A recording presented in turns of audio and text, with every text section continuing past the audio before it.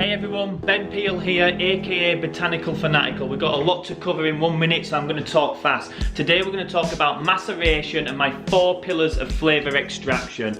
The first pillar is atmospheric pressure. By adding pressure or removing pressure, you're going to extract flavour. Think of pressure cooker, think of vacuum chamber, think of NOS canisters. My second pillar is agitation. The more you agitate and add energy into them botanicals, the more flavour's going to get knocked out of them. The third one is heat. By adding temperature, you're also going to extract flavour and break down them oils. Also think of like a tea bag in hot water versus a tea bag in cold water. The fourth pillar is alcohol strength. The higher the ABV, the more it's going to beat through them botanicals, extracting oils. The lower the ABV, the more subtler it's going to be.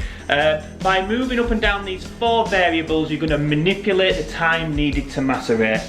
Have a good day, y'all.